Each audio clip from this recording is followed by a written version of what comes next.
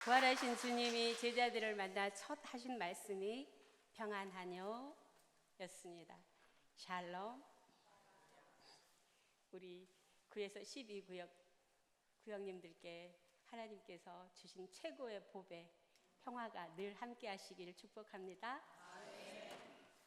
사랑하는 성도 여러분, 주님께서 부활하셨습니다. 아멘. 부활하신 주님은 두려움에 떨며 어찌할 바를 몰라 하는 실패와 좌절 속에 실망하며 자신을 탓하고 주저앉아 있는 제자들에게 전에 내가 말했듯이 내가 먼저 갈릴리로 갈 테니 너희도 갈릴리로 가라.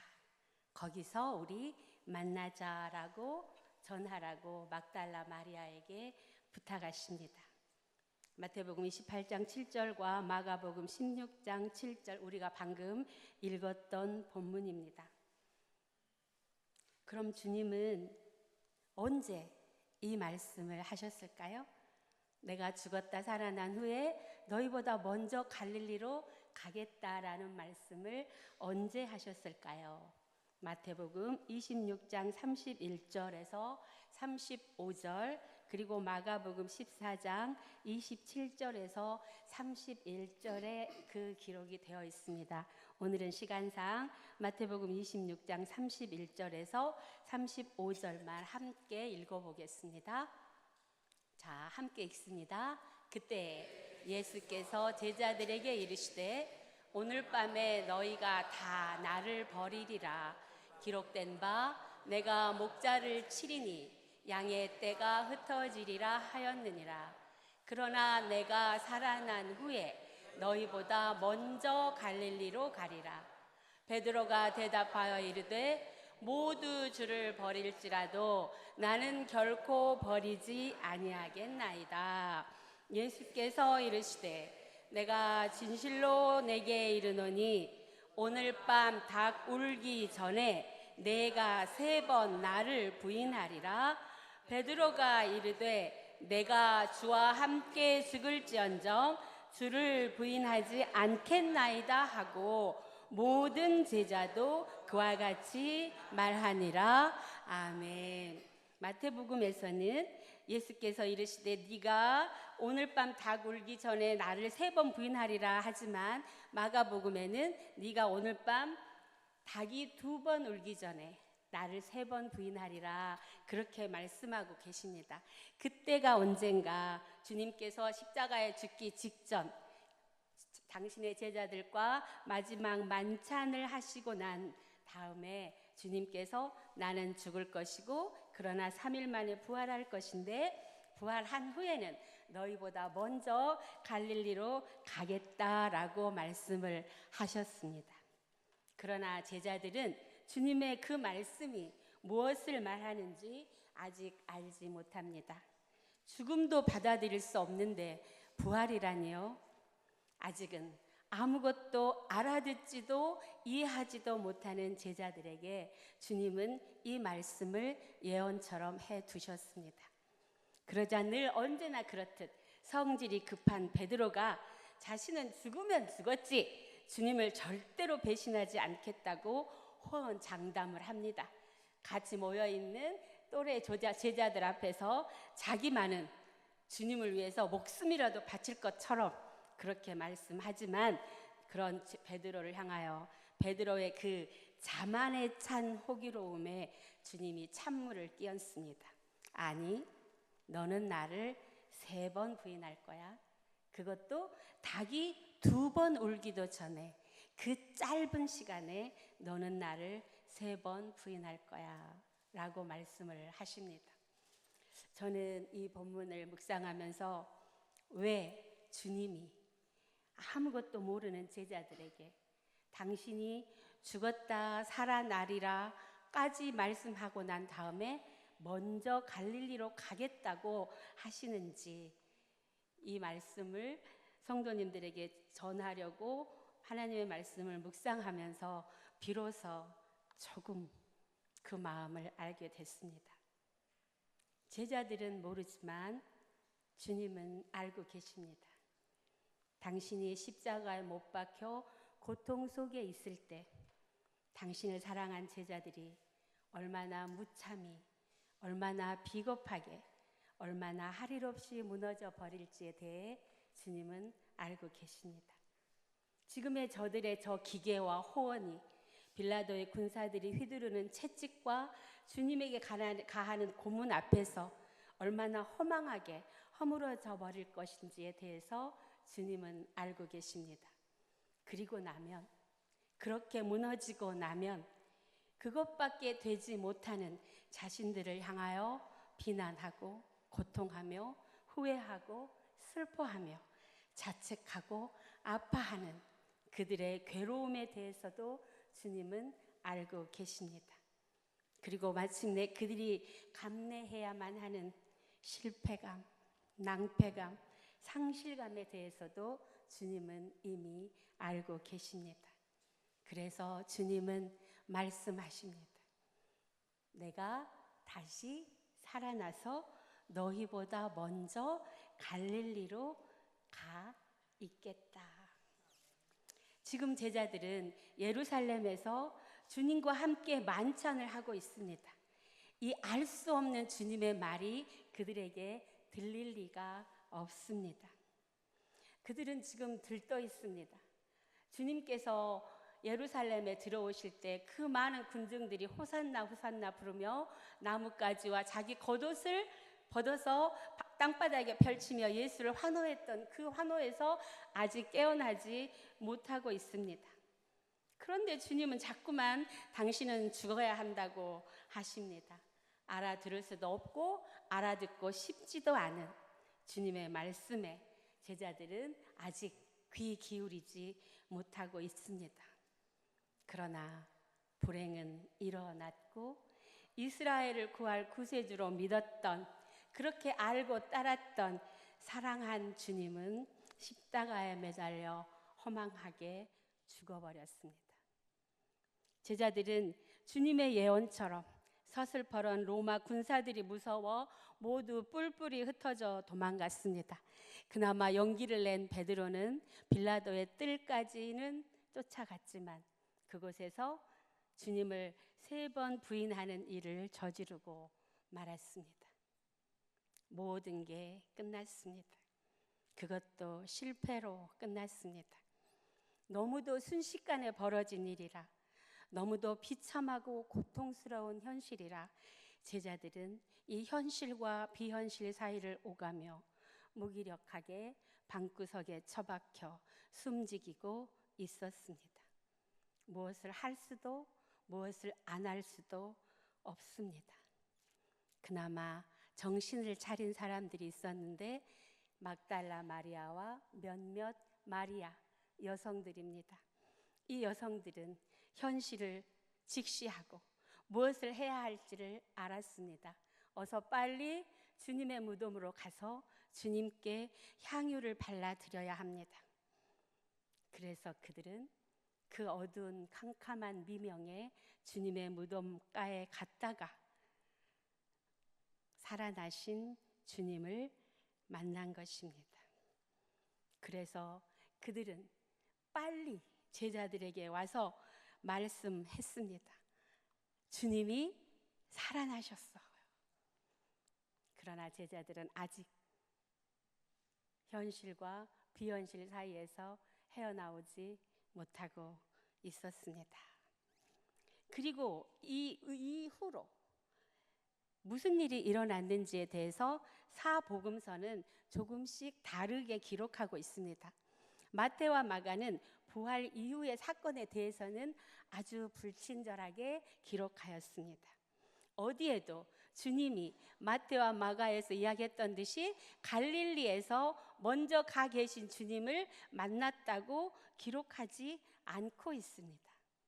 더구나 누가복음은 마태와 마가와는 달리 주님께서 제자들에게 너희는 예루살렘을 떠나지 말고 성령이 임하실 때까지 한 곳에 모여 기도하라, 그렇게 기록하고 있습니다. 유일하게 갈릴리에서 예수님과 제자들이 만났다고 하는 기록은 요한복음에서만 찾아볼 수 있습니다.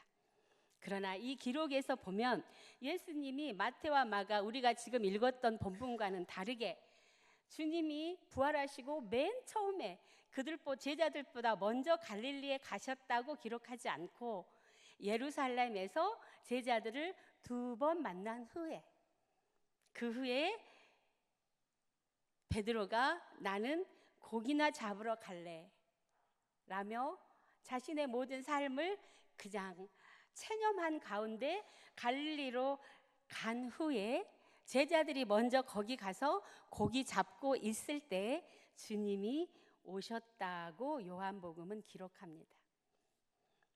사랑하는 성도 여러분, 그렇다면 우리는 여기서 생각해 볼 수 있습니다.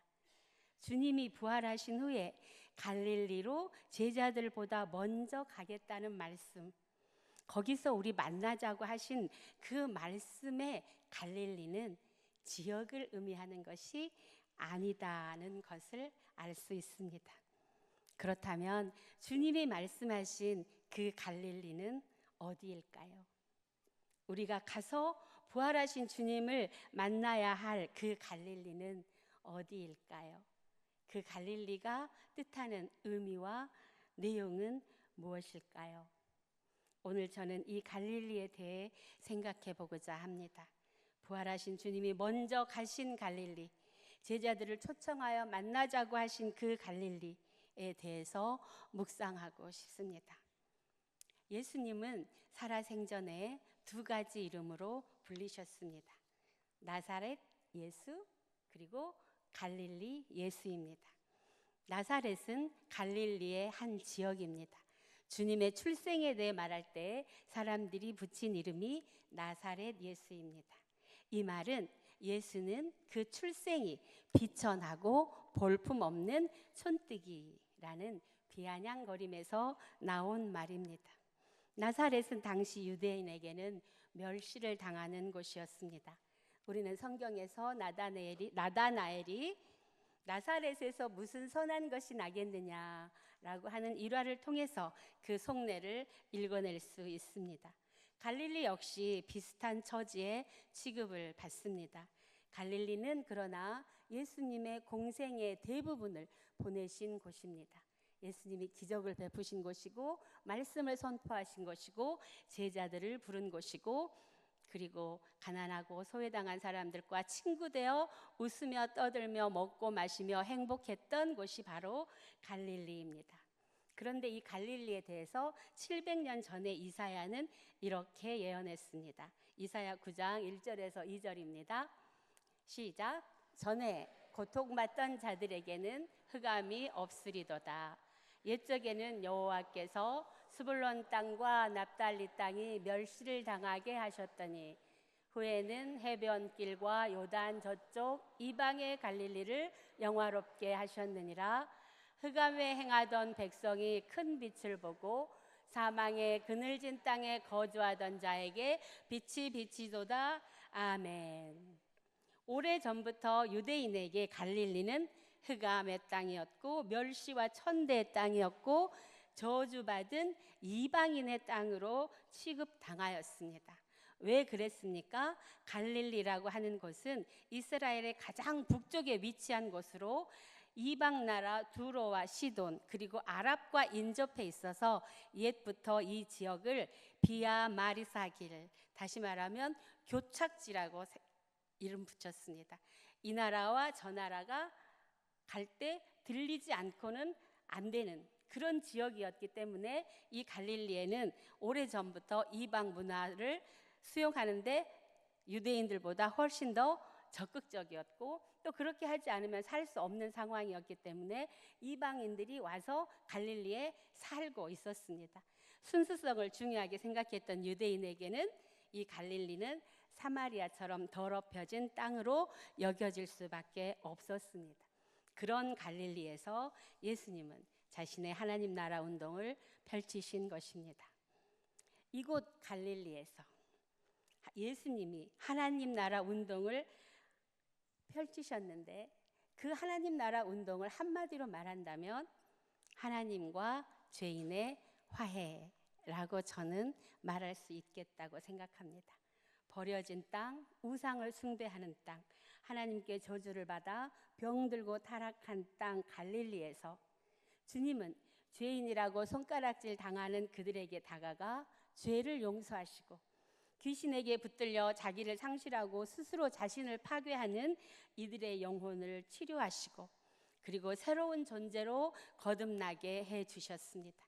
모든 질병은 죄로 인한 하나님의 형벌이라고 생각하고 멸시하고 조롱하는 유대인들을 향하여 예수님은 저들은 하나님의 영광을 드러내기 위한 하나님의 백성으로 그들은 존귀하다고 선언하여 주셨습니다. 하나님 나라 복음을 전파하고 각종 병자를 치료하고 억눌리고 소외당한 세리와 창기, 어부와 가난한 여성, 고아와 이방 노동자의 친구가 되심으로 이들이 하나님의 저주의 대상이 아니라 하나님 나라의 주인공이라고 선포하신 곳이 바로 갈릴리입니다. 사랑하는 형제 여러분, 사랑하는 성도 여러분, 주님께서 말씀하십니다. 나는 다시 살아났다. 나는 갈릴리로 간다. 너희도 갈릴리로 오너라. 거기에서 우리 다시 만나자라고 주님은 우리를 초대하고 계십니다. 그런데 가만히 생각해 보면 사실은 갈릴리에서 예수님의 제자가 되었던 그들도 사실 그 당시에는 소외당하고 멸시받고 천대받던 당사자들이었던 것입니다. 이 말은 무엇을 말하나요? 너희들도 누구였는지, 나를 만나기 전에 누구였는지 기억하라는 말씀입니다. 예수님의 제자들도 예수님을 만나기 전에는 죄인이었습니다. 사랑하는 성도 여러분, 우리는 어떻습니까? 우리도 예수님을 만나기 전에는 죄인이었습니다. 우리를 갈릴리로 초대하신다는 말씀은 우리가 누구인지 언제나 기억하라는 말씀입니다. 그리고 내가 하나님과 화해하였듯 다른 사람도 하나님과 화해할 수 있도록 너희들이 이끌어 주라고 하는 초대입니다. 그리고 두 번째 용서와 화해는 하나님과 우리의 화해, 그리고 난 다음에는 사람과 사람의 화해입니다. 너와 나의 화해입니다. 그것이 바로 갈릴리에서 예수님과 제자들이 만나서 베드로에게 네가 나를 사랑하느냐고 3번 물으셨던 사건에서 알아챌 수 있습니다. 주님은 베드로를 갈릴리 바다에서 만났습니다. 주님이 가서 보니 제자들은 밤새 그물을 던졌지만 고기 하나 잡지 못하였습니다. 실망한 그 제자들을 뒤에서 바라보고 계시던 주님은 먼저 다가가 말을 건네십니다. 그리고 오른쪽에 그물을 던져라. 그랬더니 밤새 잡지 못했던 그들의 그물이 찢어질 만큼 고기가 잡혔습니다. 그러자 요한이 말합니다. 주님이다. 그 말을 듣고 베드로가 어떻게 합니까? 겉옷을 입습니다. 지금의 베드로는 주님을 참아볼 용기가 없습니다. 예전처럼 주님 앞에서 친밀하게 굴 낯짝이 없습니다. 주님과 어깨를 나란히 하며 서로의 얼굴을 마주보며 걷던 스승과 제자의 자리에 서 있지 못합니다. 스승을 죽음의 자리에 홀로 두고 그것도 모른다고 3번이나 부인하고 배신하고 도망간 부끄러운 인간이어서 차마 주님의 얼굴을 대면하여 볼 수 없어서 겉옷을 입고 주님께 예의를 차리고 고개를 숙이고 주님 앞에 왔습니다. 그러나 주님은 아무 일도 없었다는 듯이 그들에게 아침을 만들어 주시고 먹으라 하십니다. 그들을 배불리 먹고 난 다음에 주님은 베드로를 부르십니다. 이렇게 부르십니다. 베드로야 라고 하지 않고 요한의 아들 시몬아 라고 부르십니다. 요한의 아들 시몬은 베드로가 주는 그리스도시요 살아계신 하나님의 아들입니다 라고 고백하여 너는 이제부터 시몬이 아니고 베드로라 라고 이름을 받기 전에 아버지에게서 받은 이름입니다. 주님은 베드로를 3번이나 요한의 아들 시몬아 라고 부르시고 너 진짜로 나를 사랑하느냐 라고 물으시고 주님 내가 주님을 정말 사랑합니다 라고 베드로가 고백하도록 하십니다. 왜 그렇게 하십니까? 다시 시작하자는 것입니다. 없던 걸로 해주겠다는 것입니다. 네가 나에게 무슨 짓을 했든지 난 그거 없던 걸로 하고 우리 오늘 여기서부터 다시 시작하자는 주님의 화해의 손짓입니다. 이 사건은 거기에 둘러앉아 있던 다른 제자들에게도 주님 말씀하십니다. 너희들 서로를 탓하지 말아라. 그리고 나를 배신하고 도망간 것에 대해서도 자책하지 말아라. 자, 우리 없던 걸로 하고 우리 여기서 다시 시작하자. 처음 우리가 만났던 그 기쁨, 처음 우리가 사랑했던 그 환희, 우리가 함께 하나님의 일을 하면서 즐기고 느꼈던 그 풍성함, 우리 그것을 새롭게 다시 시작하자라고 주님께서 그들을 초대하신 것입니다.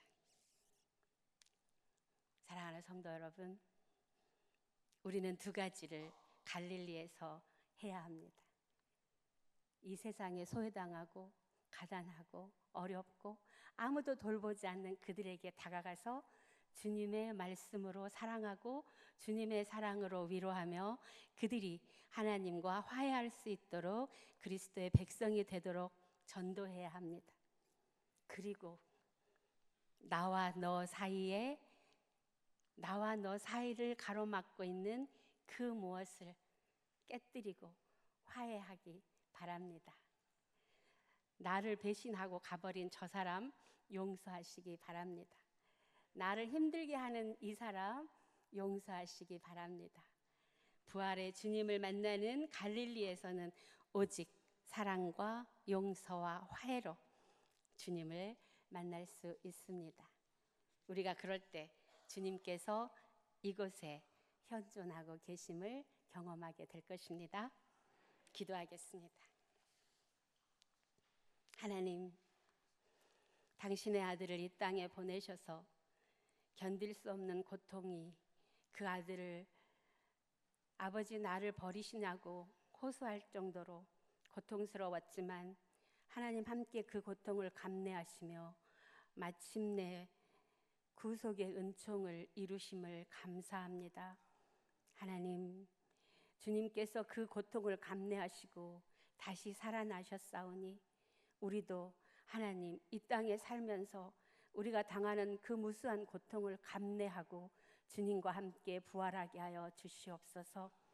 주님이 부활하시고 갈릴리로 다시 가셨듯 그곳에서 당신을 배신한 제자들을 용서하시고 그곳에서 이 땅에 소외당한 자들을 하나님이 사랑하신다고 선포하셔서 하나님 나라를 이루셨듯 우리도 그렇게 살게 하여 주시옵소서. 무엇보다 하나님 안에서 한 형제 자매된 저희가 서로 사랑하며 서로 용서하며 서로를 부둥켜 안고 등을 토닥이며 함께 이 길을 걸어갈 수 있도록 강진읍교회 모든 성도님들을 축복하여 주시옵소서. 그리하여 이 강진읍교회가 부활하신 하나님을 만나는 거룩한 갈릴리가 되게 하여 주시옵소서. 예수님의 이름으로 기도합니다. 아멘.